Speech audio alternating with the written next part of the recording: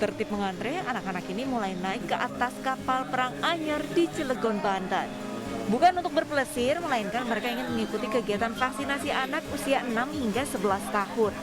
Dua sekolah mengikuti kegiatan vaksinasi di atas kapal ini guna meningkatkan keberanian anak-anak untuk vaksinasi. Vaksinnya di mana ini? Pakoro. Di atas kapal ya? Pak, enak nggak naik kapal? Belum nih. Tadi waktu divaksin sakit nggak deh? Nggak, biasa aja ya. Di sini ada kegiatan yaitu vaksinasi untuk anak usia 6-11 tahun, di mana kita melaksanakan perintah dari pimpinan negara untuk percepatan vaksinasi COVID-19. Semoga dengan kegiatan seperti ini tercipta satu herd immunity. Selain menangkal virus corona, percepatan dan penyebaran vaksinasi diharapkan akan menciptakan herd immunity atau kekebalan komunal. Dinas Kesehatan bekerja sama dengan Lanal Banten menyiapkan 900 dosis vaksin untuk anak-anak. Dari Cilegon, Banten, Iskandar Nasution, iNews melaporkan. Pemirsa, persentase jumlah keterisian di RSDC Wisma Atlet sudah mencapai 68%. Data per hari ini, RSDC Kemayoran mengalami peningkatan sebanyak 414 kasus dibandingkan dengan data kemarin. Jumlah pasien COVID-19 yang dirawat di RSDC Wisma Atlet Kemayoran jumlahnya terus meningkat. Data per hari ini, jumlah pasien yang dirawat di Wisma Atlet berjumlah 5.588. Melonjaknya kasus pasien COVID-19, petugas mengimbau masyarakat untuk tetap waspada serta mengurangi mobilitas di luar rumah.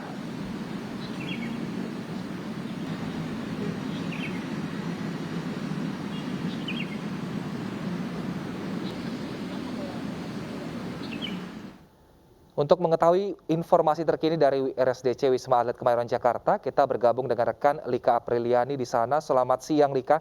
Hingga saat ini berapa jumlah pasien yang terkonfirmasi varian Omikron di RSDC Wisma Atlet Kemayoran Jakarta, Lika?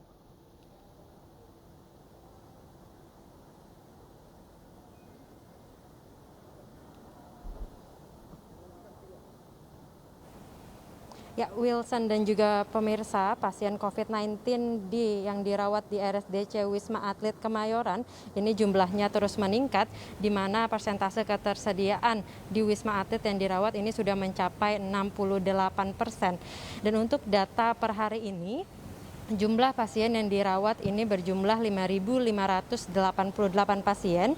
Jumlah ini meningkat dibandingkan dengan data kemarin, di mana ada peningkatan sebanyak 414 kasus baru.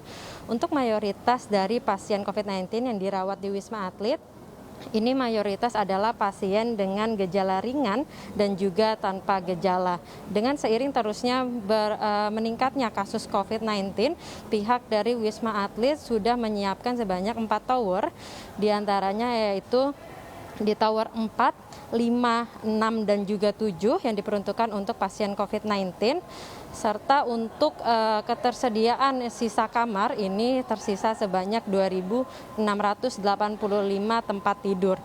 Untuk itu masyarakat diminta untuk selalu tetap waspada, selalu menjaga protokol kesehatan, serta mengurangi mobilitas. Wilson, kembali ke Anda. Lika Apriliani melaporkan dari RSDC Kemayoran Jakarta. Terima kasih, selamat bertugas kembali. Pemirsa, Presiden Joko Widodo memerintahkan level PPKM dievaluasi setelah kasus COVID harian tembus 27.000 kasus. Jokowi juga meminta kepala daerah dan TNI Polri memastikan protokol kesehatan diterapkan dengan baik dan meminta warga tetap tenang. Telah memerintahkan Menko Marinvest selaku koordinator PPKM Jawa dan Bali, serta Menko Perekonomian selaku koordinator PPKM luar Jawa Bali untuk segera mengevaluasi level PPKM.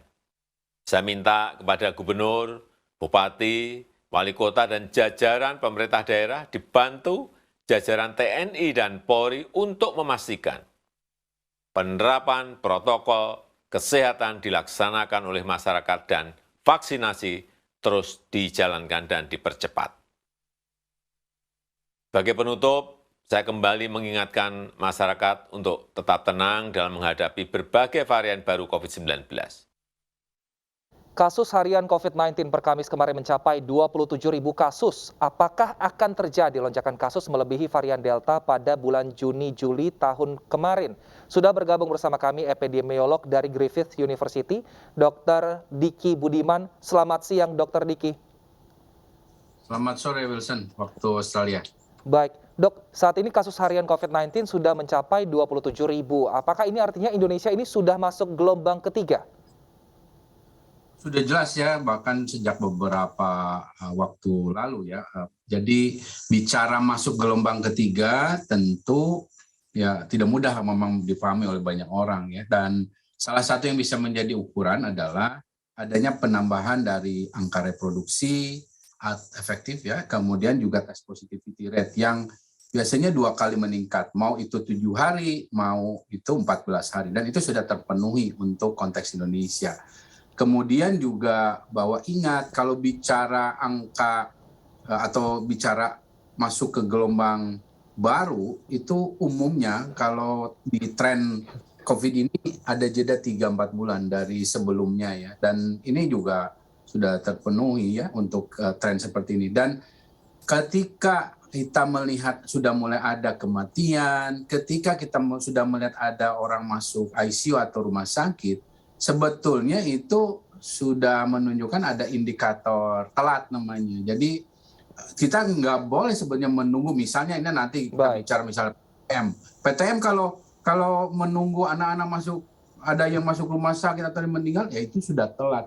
Nah inilah sebabnya dalam prinsip pengendalian pandemi itu selalu preemptif ya, jadi dicegah, jangan menunggu lonjakan. Dan ini sebenarnya sudah di anak tangga awal dan sudah agak serius ya, dan jumlahnya jelas kalau melihat kecepatan karakter dari Omicron ini yang bisa 4 kali lebih banyak dari Delta ya, tentu jauh lebih banyak di masyarakat, bisa saya sampaikan bisa 10 kali memang dari angka yang ditemukan pemerintah. Baik Pak Diki, tapi kemarin memang Presiden Joko Widodo minta dievaluasi kebijakan-kebijakan ini, tapi lagi-lagi kementerian ini masih cukup lama sepertinya mengambil keputusan untuk mungkin mengulang kembali, mengevaluasi kembali level kebijakan di masing-masing daerah. Menurut Pak Diki ini sendiri apa yang menyebabkan mungkin pemerintah pusat dengan kementerian ini tidak sinkron untuk menjalankan atau mengevaluasi kebijakan sehingga begitu lama untuk mengeluarkan kebijakan terhadap leveling di masing-masing wilayah, Pak Diki? Ya, ini yang memang jadi selalu jadi masalah di kita ini adalah masalah koordinasi ya. Kalau bicara misalnya merespon situasi terkini Omicron, bicara misalnya kembali ke pelonggaran-pelonggaran, mau itu PTM maupun aktivitas lain, ini bicara ada unsur atau indikator yang sifatnya dari kesehatan, ada yang juga dari sisi misalnya Kementerian Dalam Negeri, atau misalnya sektor teknisnya misalnya Kementerian Pendidikan Nasional. Nah ini pada tataran pelaksanaan di bawah, ini nggak sinkron memang, ya tidak atau belum ada kesinkron. Padahal ini sudah lama ya. Nah tentu ini Pak Presiden mendapat laporan ini, saya kira harus direspon cepat ya oleh Kementerian Teknis, khususnya tentu dikoordinasikan oleh koordinator di Jawa Bali kan Menko Investasi, dan juga luar Jawa Bali jangan menunggu Jawa dulu. Jadi pada level di lapangan sembari ini dikoordinasikan, sebetulnya menurut saya jangan menunggu, kali aksi itu nggak akan terlalu lama kalau menunggu koordinasi antar kementerian lembaga ini. Yang harus dilakukan adalah tetap prinsipnya adalah penguatan di identifikasi dalam hal ini deteksi dini, penguatan di dalam protokol kesehatan disampaikan Pak Presiden sebetulnya di 5M ini, dan di sini kita masih banyak PR sebetulnya. Baik. Terutama misalnya dalam pembatasan aktivitas dan mobilitas. Baik, nah sebenarnya saat ini kalau untuk warga sendiri sepertinya sudah sadar dan sering tes lagi tanpa harus disuruh pemerintah, karena saat ini untuk lokasi-lokasi tes sudah antri begitu Pak Diki. Tapi kalau kita melihat sepertinya memang pemerintah ini masih galau, karena kemarin saja Gubernur DKI Jakarta Anies Baswedan meminta langsung kepada Pak Luhut Binsar Panjaitan supaya PTM dihentikan. Namun Pak Luhut menyatakan untuk tidak dulu, tetap PTM 100%. Apa pertimbangan dari Luhut Binsar Panjaitan sehingga memaksa untuk PTM 100% padahal sudah banyak klaster sekolah?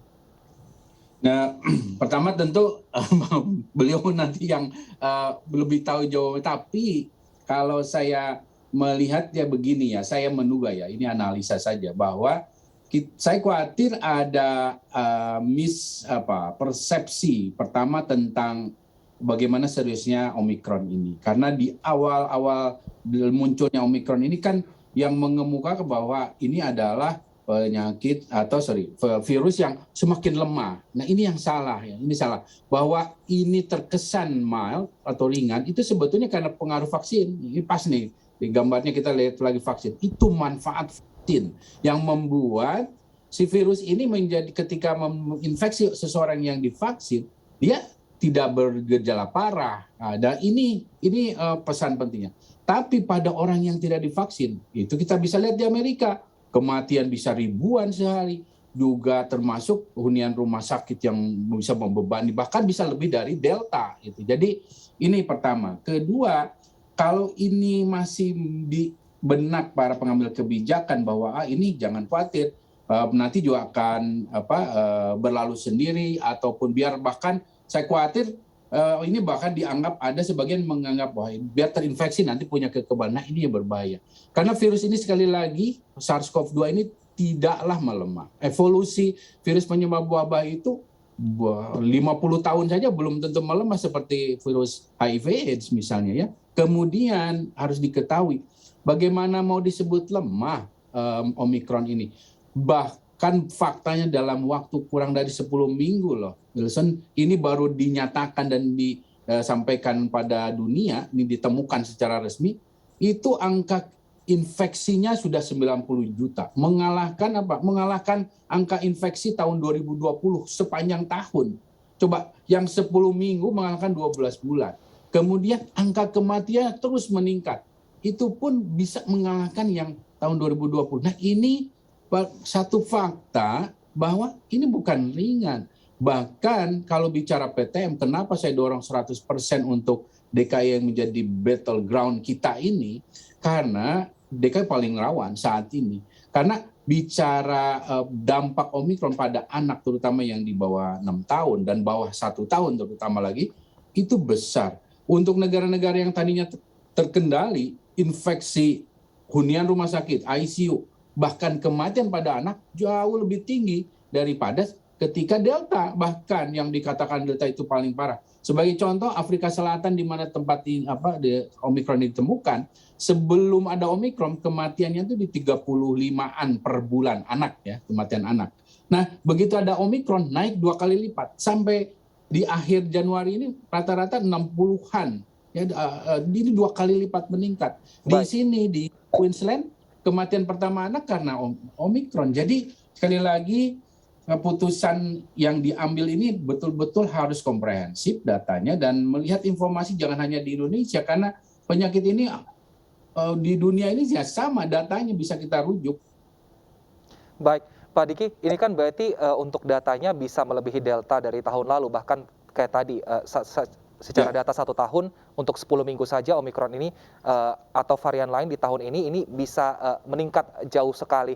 Nah, tapi bagaimana dengan kesiapan saat ini pemerintah masih belum mengeluarkan kebijakan terkait hal ini. Lantas apa yang harus dilakukan masyarakat? Apakah memang harus menunggu pemerintah terlebih dahulu atau ya sudah membatasi diri sendiri saja atau mungkin dibatasi oleh perusahaan tempat bekerja atau mungkin mengikuti pemerintah daerah saja, tidak mengikuti pemerintahan pusat?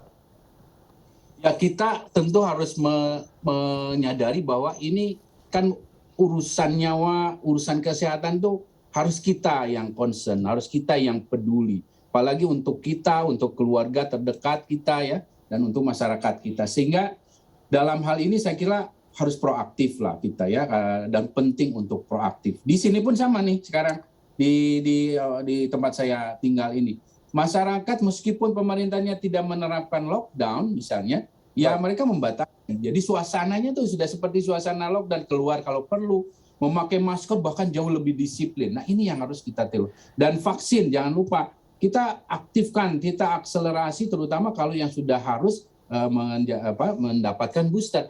Karena kombinasi 5M vaksinasi ini terbukti bisa meredam, tidak sih bisa mencegah sama sekali ya, tapi setidaknya mengurangi potensi buruk dari Omikron yang sekali lagi kita belum ada jaminan bahwa kita akan bisa lebih baik dibandingkan Delta ya. Baik. Tetap potensi itu. Baik Pak Diki, komunikasi seperti apa yang harusnya disampaikan oleh pemerintah agar kalau menyangkut data tadi, ini kan Omikron ini cukup berbahaya, sangat berbahaya. Nah, bagaimana komunikasi baik yang dilakukan pemerintah agar membuat warga tidak panik, tapi tetap waspada, Pak Diki? Ya, dalam prinsip pengendalian wabah ya pandemi masa krisis ini ada yang disebut dengan strategi sekali lagi risk communication atau strategi komunikasi risiko, di mana prinsip mendasar dari strategi komunikasi risiko ini adalah menyampaikan data informasi apa adanya karena angka pun misalnya angka ini sekarang misalnya di 30.000 misalnya saat ini angka itu netral, tapi kita sampaikan sisi positifnya dulu misalnya positifnya. Oke, kita di hunian rumah sakit belum seperti yang kita khawatirkan, kematian masih di bawah 3 digit misalnya, kemudian kita vaksinasi, sampaikan kabar-kabar baik tentang cakupan vaksinasi. Tapi berikutnya sampaikan juga sisi negatif atau sisi lemah. Kita sampaikan bahwa 3T kita ini belum kuat, jadi angka infeksi ini bisa lebih tinggi dan apalagi keterbatasan dengan testing yang masih belum 4 orang per 1.000 populasi per minggu. Kemudian juga disampaikan bahwa ini adalah satu varian yang serius, sehingga kalau kita abai, kita anggap remeh, bisa menjadi bumerang buat kita. Baik, Omikron ini berarti lebih berbahaya berdasarkan data dan diharapkan semoga warga bisa secara sadar untuk membatasi diri dan juga menerapkan protokol kesehatan, dan kita harapkan semoga pemerintah bisa segera memutuskan kebijakan terbaru dengan meningkatnya kasus Omikron di Indonesia. Terima kasih Pak Diki Budiman telah bergabung bersama kami di iNews Siang. Sehat selalu Pak Diki. Pemirsa, sebanyak 33 penumpang domestik tujuan Bandara Samratulangi Manado positif COVID-19.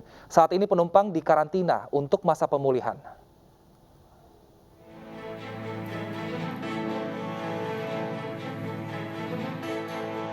Satuan Tugas COVID-19 Sulawesi Utara berhasil mendeteksi sebanyak 33 penumpang pesawat domestik tujuan Bandara Samratulangi Manado positif COVID-19. Para pelaku perjalanan yang masuk Sulawesi Utara harus melewati multiple screening sesuai dengan kebijakan pemerintah provinsi, sehingga banyak didapati penumpang domestik dari Pulau Jawa, Papua, dan Makassar. Hasil tes positif para pelaku perjalanan ini meningkat tiap harinya sehingga menjadi penyumbang data terkonfirmasi positif sebanyak 60%, dan sisanya dari rumah sakit sekitar.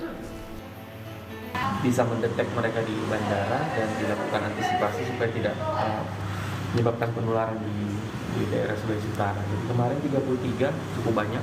Dari sekian banyak orang yang kita detek, kemudian sudah 90% itu bisa dideteksi dengan SGTF probable Omicron, maka itu bisa disimpulkan yang sementara beredar itu adalah varian Omicron. Puluhan penumpang yang positif COVID-19 dikarantina di rumah singgah Bapelkes Manado. Dari Manado, Sulawesi Utara, Jeffrey Langi, iNews melaporkan. Satgas COVID-19 terus mempersiapkan fasilitas untuk karantina pasien positif. Salah satu lokasi yang akan dijadikan lokasi karantina untuk pekerja migran Indonesia adalah di Asrama Haji Sukolilo, Surabaya, Jawa Timur. Persiapan lokasi karantina ini pun dipantau langsung oleh Panglima TNI Jenderal Andika Perkasa. Panglima juga memantau kesiapan tenaga kesehatan yang bertugas melayani pekerja migran Indonesia dalam proses karantina. Sebanyak 2 gedung dengan kapasitas 350 orang disiapkan untuk proses karantina warga Surabaya. Panglima juga memastikan agar tidak ada praktik permainan dalam pelaksanaan karantina pelaku perjalanan luar negeri PPLN seperti yang terjadi beberapa hari yang lalu. Ada tindakan-tindakan oknum lah dalam hal karantina ini yang menurut saya juga memalukan. Oleh karena itu saya hadir. Kebetulan di Surabaya ini belum terlalu banyak, karena hanya menangani mereka yang datang dari luar negeri tetapi yang merupakan pekerja migran Indonesia. Nah, sehingga mumpung masih awal dan jumlah yang di manage juga tidak. Sejumlah pengendara yang nekat menyeberangi jalur lahar Gunung Semeru terjebak di delta Sungai Besuk Lanang. Selengkapnya kami hadirkan usai jeda.